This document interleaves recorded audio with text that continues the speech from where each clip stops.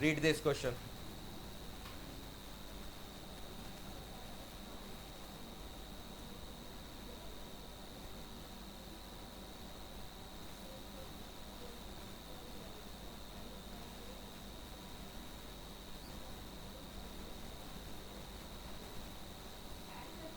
पहले वाले का पॉइंट में क्या बोल रखा है? ए आपके पास है सितंबर की सेल है, बी आपके पास अक्टूबर की सेल है, और दोनों केस में बोला है find the combined sales of September October. इसका मतलब मुझे क्या निकालना है पहले में? Sum. A plus b, a plus b करूंगा, दोनों मैट्रिक्स को ऐड, 10,000 5,000 15, देन 20 30, 30 और 36, same 50 and 20 70 40 20। Got it? Second part में क्या करूंगा? रीड करके बताइए। माइनस। सेकेंड पार्ट में हम क्या करेंगे? ए माइनस बी। ठीक है, और थर्ड पार्ट में? सेकेंड पार्ट में हुआ ए माइनस बी, थर्ड पार्ट बताइए, पढ़िए third part.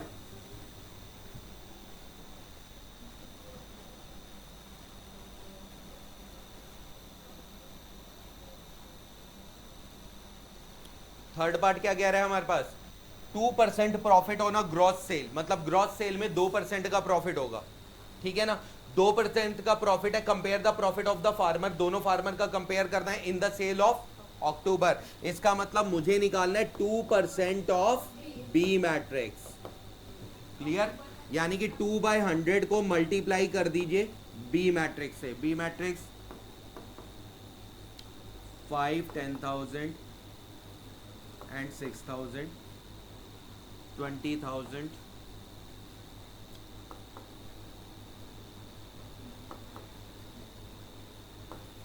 Got it? Clear हुआ? राइट, मल्टीप्लाई करिए, आंसर कैलकुलेट करिए।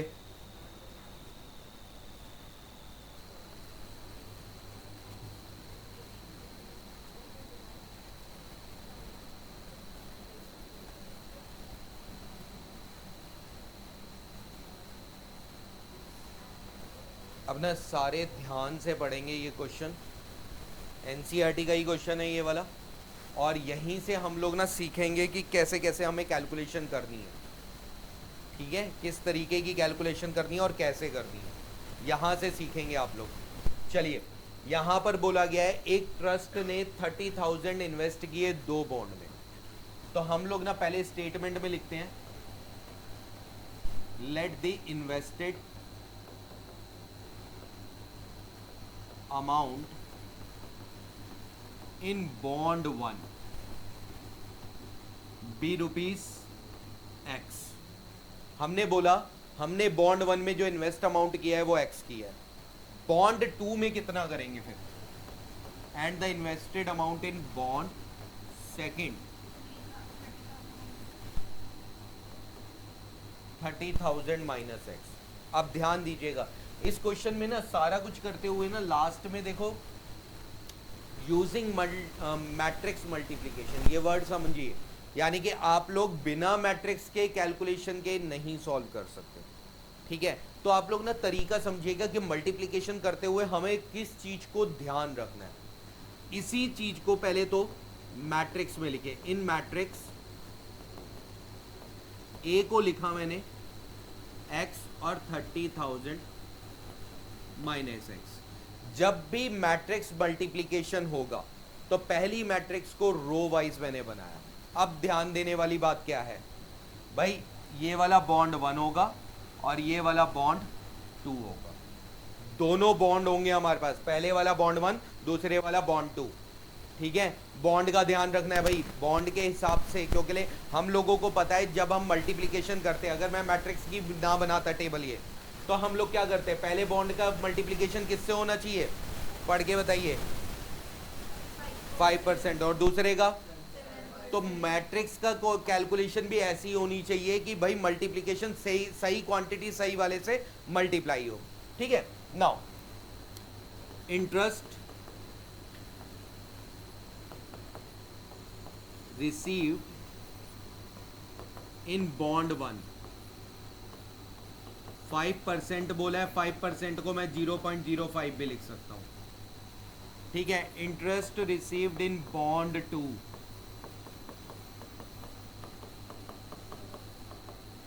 बोलिए क्लियर है यहां तक या कोई डाउट है? यहां तक सारा क्लियर हो गया। अब इसको भी मैट्रिक्स में बना दो। इन मैट्रिक्स इसको मैंने नाम दिया बी और इसको मैंने कॉलम वाइज ले लिया। ध्यान देना बेटा, सारे ध्यान देंगे। पहले मैंने जो लिया था बॉन्ड 1 पहले आ रहा था और दूसरा बॉन्ड सेकंड आ रहा था रो वाइज। यहां पर जो आ रहा है वो कॉलम वाइज आ रहा है। ये चीज ध्यान रखनी है कि अगर मैं पहली मैट्रिक्स में कोई भी एलिमेंट, पहला दूसरा और तीसरा 4, कोई भी जितने भी एलिमेंट ले रहे हो, जो एलिमेंट आप लोग पहले में रो वाइज ले रहे हो, दूसरे में वही एलिमेंट का ऑर्डर होना चाहिए, बट वो कॉलम वाइज होना चाहिए। ऑर्डर वही रहेगा लेकिन वो कॉलम वाइज रहेगा मैट्रिक्स मल्टीप्लिकेशन में। अब आप लोगों को करना क्या है, अब according to the question A B का प्रोडक्ट जो दे रखा है उसमें इंटरेस्ट रिसीव्ड हुआ 1800, ये क्वेश्चन में बोल रखा है। इंटरेस्ट आप लोगों का पहले पार्ट में कितना बोला गया है, 1800। क्लियर हुआ? अब मैं ए और बी दोनों मैट्रिक्स को लिख देता हूं यहां पर। ए मैट्रिक्स, 2 मिनट पेन नहीं चलाएंगे, सारे समझेंगे।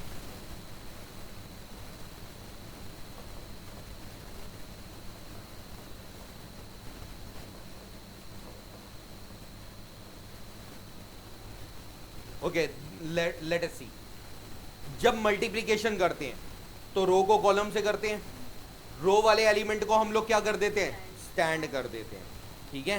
स्टैंड अगर मैं कर दूं यहां पर x और 30,000 माइनस एक्स, ठीक है, तो ऊपर वाला ऊपर से, नीचे वाला नीचे से, सेम सही क्वांटिटी सही से हो रही है मल्टीप्लाई, सेम क्वांटिटी का मल्टीप्लिकेशन हो रहा है ना between both the matrices.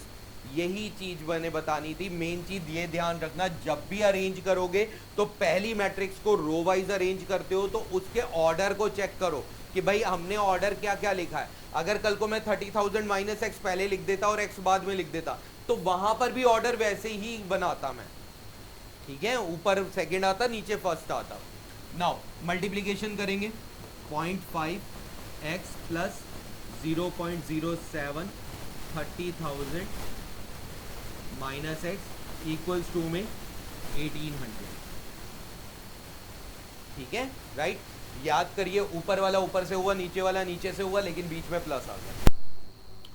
Now calculation कर दीजिए, इसको मल्टीप्लाई किया 2100,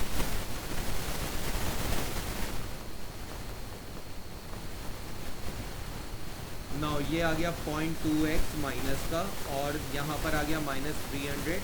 x की वैल्यू अगर बात करें, माइनस से माइनस कटा, ये पॉइंट हटा, यहाँ पर 100, 150, 15,000, मतलब बॉन्ड 1 में क्या इन्वेस्टमेंट होगी, ठीक है, और बॉन्ड 2 में भी हमारी इन्वेस्टमेंट आएगी 15,000। क्लियर हुआ? अब इसी का सेकंड पार्ट दे रखा है, 1800 की जगह अगर 2000 दे देते तो बॉन्ड 1 में क्या आएगा, बॉन्ड 2 में क्या आएगा, वो भी साथ साथ कैलकुलेट करिएगा। एक बार ना थर्ड वाला क्वेश्चन जस्ट, भाई पहली मैट्रिक्स जो बनाई होगी आप लोगों ने, 10 डजन केमिस्ट्री 120, 96 एंड 120।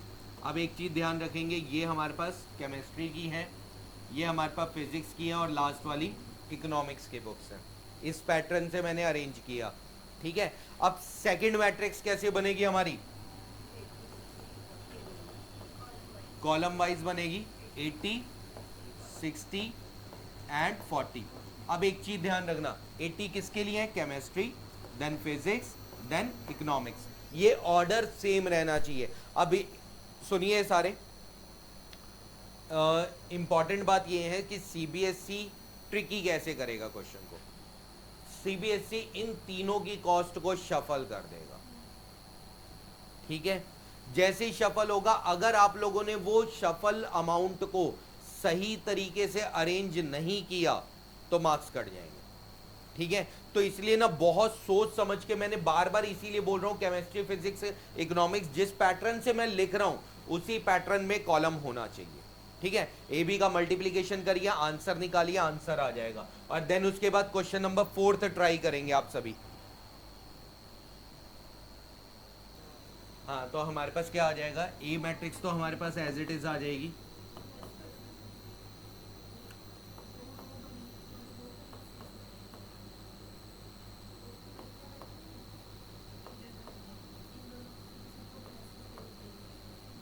अब ध्यान देना परीक्षा शांत, यहाँ पर इसी क्वेश्चन में आप लोगों ने ना फर्स्ट पार्ट का सॉल्व कर रहे होगे। फर्स्ट पार्ट में जब सॉल्व कर रहे होगे तो आपके पास क्या आ रहा होगा, 250, 150 एंड 1 रुपीज़, यही आ रहा है ना।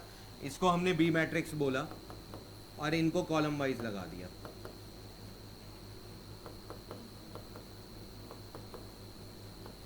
ओके, यहाँ तक क्लियर है सभी को। अब आप लोग कैलकुलेट क्या करोगे, पहले किसका कैलकुलेट करोगे, ए बी या B A? A B. A B से आप लोगों का टोटल रिवेन्यू कैलकुलेट होगा, रिवेन्यू निकल कर आ जाएगा मेरे पास ए बी से, जो भी कैलकुलेट होके आएगा। ठीक है, राइट। उसके बाद हम ना इस मैट्रिक्स में सेकंड पार्ट में एक सी मैट्रिक्स बनाते हैं, और सी मैट्रिक्स में हमारे पास आ गया 2, 1 एंड 0.5। क्लियर? इससे क्या कैलकुलेट निकलेगा मेरे पास, रिवेन्यू का मतलब क्या होता है, टोटल अमाउंट, मतलब जो भी सेल करने के बाद हमारे पास अमाउंट आया, मतलब एक तरह से अगर बोला जाए छोटी क्लास में सेलिंग प्राइस। ठीक है, यहां से मुझे क्या निकलेगा, अगर ए सी निकालूंगा तो ए सी, सी क्या है, सी इज अ कॉस्ट, तो आपका ए इंटू सी करोगे कॉस्ट प्राइस आ जाएगा। प्रॉफिट किसको कहते हैं, सेलिंग प्राइस माइनस, तो हमारे पास जो ग्रॉस प्रॉफिट निकालना है वो प्रॉफिट कैसे निकलेगा मेरे पास, ए बी माइनस ए सी, दोनों को माइनस करना। हाँ, अब आप लोगों के पास ना दो दो आंसर आएंगे, रो 1 में भी आएगा, रो 2 में भी आएगा।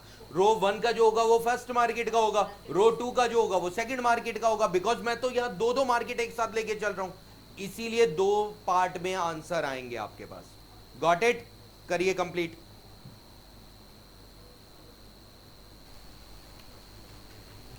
ये क्वेश्चन नंबर पढ़िए 5th।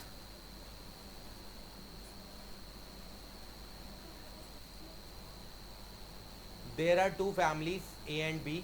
ए फैमिलीज के अलग अलग पर्सन दे रखे हैं, 4 men 6 women and 2 children। Then family B के भी दे रखे हैं। क्लियर हुआ?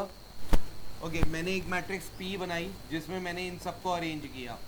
फैमिली ए से रिलेटेड 4, 6, 2 और फैमिली बी से रिलेटेड यहाँ पर मैन, वुमेन और चाइल्ड। क्लियर हुआ? अनन्या, नेक्स्ट मैट्रिक्स कैसे बनेगी?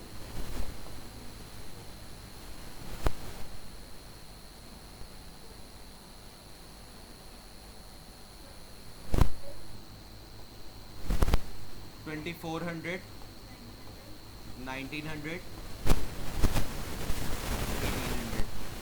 और ये कॉलम वाइज बना दिया मैंने, पहले मैन, देन वुमेन और देन चिल्ड्रन। क्लियर हुआ? उसके बाद हम ना प्रोटीन की भी इसके साथ ही बना देते हैं। तो प्रोटीन की क्या बनेगी, 55, देन 45, देन 33।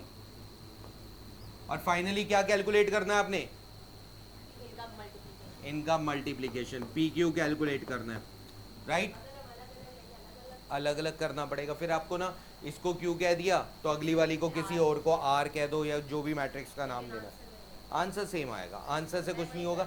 यहाँ पर ना 2x2 की मैट्रिक्स बन जाएगी, तो 2x2 में अपने आप ही समझ आ जाएगा फैमिली ए में कैलोरीज कितनी है और प्रोटीन कितना है। 3x2 क्यों, 2x2 बनेगी। इसका ऑर्डर बताना, 2 बाय, इसका मैट्रिक्स मल्टीप्लिकेशन पॉसिबल है, जो बच गए ऑर्डर 2, 2, 2 और 2, कोई प्रॉब्लम नहीं है, अलग अलग बना सकती हो। ये पी वाली, ये क्यू वाली बनेगी और अलग से फिर आर बनानी होगी। अब मैं हमने क्या है, कंबाइन करके बनाई है, कंबाइन करके भी बना सकते हैं। मैंने आप लोगों को क्या सिखाया था, column 1 assign for something, column 2 assign for any other thing, बताया हुआ है ना, वैसे कर दो। ठीक है, करिए कंप्लीट। अगला क्वेश्चन क्या कह रहा है? आप लोगों को क्या बताया गया है? 20 फैंस, 30 ट्यूब्स या एलईडी दे रखा है 25। कैसे अरेंज करना है इसको? Column wise. मैंने ए मैट्रिक्स बनाई, कॉलम वाइज अरेंज कर दिया इन तीनों को, 20, 30 एंड 25। ये कितने स्टोरी में लगा हुआ है? ये पूरा 3 में लगा हुआ है या 1 में लगा हुआ है? ये एक का है और मुझे कितने का निकालना है? तो 3 एज अ स्केलर मल्टीपल बोला गया है, इसलिए 3 से मल्टीप्लाई कर दीजिए। और स्केलर मल्टीपल क्या होता है? जो भी मैट्रिक्स के बाहर नंबर लिखा होता है, कोई भी कांस्टेंट लिखा होता है, वही स्केलर मल्टीपल कहलाता है। 3 से मल्टीप्लाई करेंगे, हमारे पास क्या आ जाएगा आंसर? यस, कंप्लीट करिए।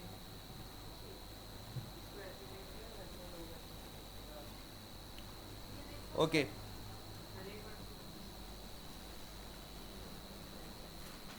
इस क्वेश्चन में आप लोगों के पास ये मैट्रिक्स दे रखी है, ठीक है, राइट।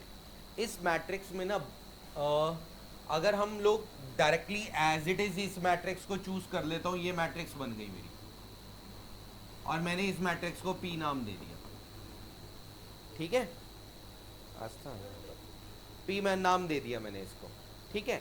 अब एक चीज बताओ, पहला एलिमेंट यहाँ पर क्या है? ए, यहाँ पर क्या है? बी, यहाँ पर क्या है? सी। क्या कॉस्ट ए बी सी की दे रखी है आपको? किस चीज की कॉस्ट दे रखी है मुझे? अगर मैंने यहां पर क्यू मैट्रिक्स बनाई दूसरी, 25, 100 एंड 50,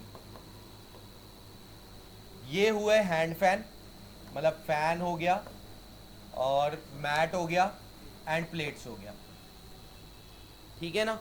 तो आप लोगों को जो मल्टीप्लिकेशन सिखाया गया था उस क्वेश्चन में मैंने क्या सिखाया था? मल्टीप्लिकेशन में रो वाइज कैसे अरेंज होना चाहिए, रो वाइज डाटा अरेंज कैसे होना चाहिए पहली मैट्रिक्स का, किस ऑर्डर में? एफएमपी। यहां पर एफएमपी है ये, ध्यान दिया आपने? कहां ध्यान दिया आपने? तो सेम ले लिया। तो अरे मैंने आप लोगों को बोला गया है, मैंने आप लोगों को बोला है ना, अरेंज करो अपने हिसाब से।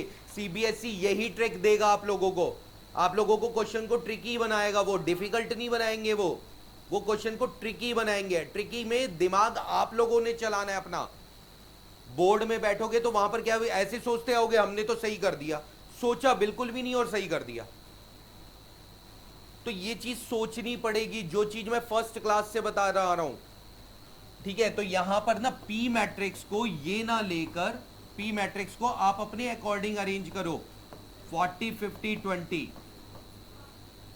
ठीक है। अब ये क्या हो गया? हैंड फैन, मैट और प्लेट्स। फिर उसके बाद 25, 40, 30 एंड अगेन 35, 50, 40। क्लियर हुआ?